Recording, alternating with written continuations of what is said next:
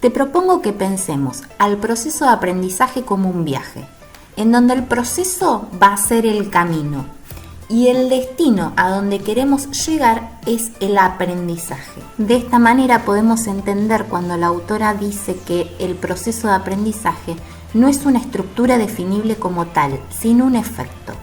A ver, uno cuando viaja, ¿se acuerdan que habíamos dicho que el proceso era el camino, no? Bueno, uno cuando viaja puede encontrarse con que el camino está cortado, con que uno va más rápido, desacelera un poco y va más lento, en fin, hay muchas variables. El punto es que cuando uno llega a destino se produce un efecto y a eso lo llamará aprendizaje. No quiero dejar de mencionar, porque tampoco así lo hace la autora, es que en el proceso de aprendizaje coinciden un momento histórico, un organismo, una etapa genética de la inteligencia y un sujeto.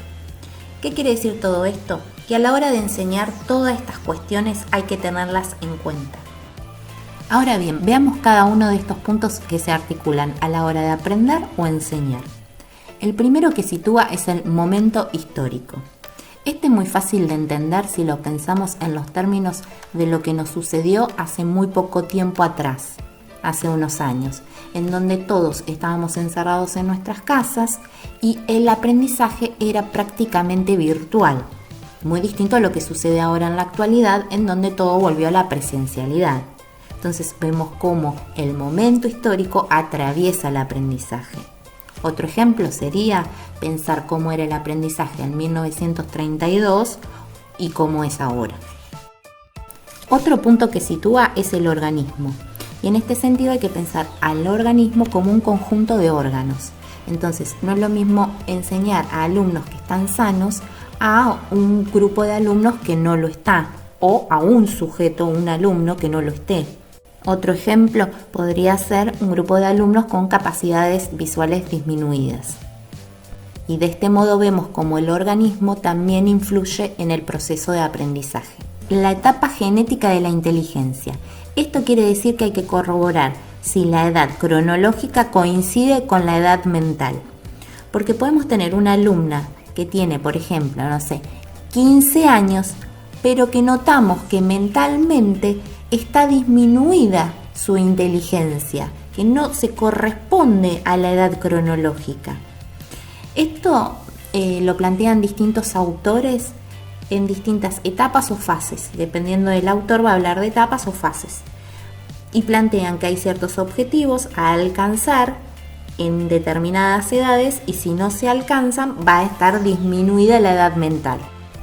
Otro aspecto que sitúa la autora Sara Paín, que interviene en el proceso de aprendizaje junto con los anteriores que ya fuimos mencionando, es el de sujeto.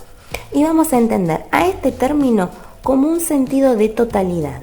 Es decir, vamos a entender al sujeto desde sus distintas aristas y comprendiendo que cuando uno aprende tenemos enfrente un sujeto, no un objeto depositario de información, sino que a este sujeto le suceden cosas que pueden ser de índole emocional, de índole económico, que van a atravesar el proceso de aprendizaje. Y fundamentalmente tener en cuenta que para que haya aprendizaje debe haber un deseo de aprender. Si este no aparece, el aprendizaje se verá obstaculizado. Y así llegamos al final del video. Espero que les haya gustado y os servido. Y como les digo siempre, muchas gracias por la compañía. Nos vemos en la próxima.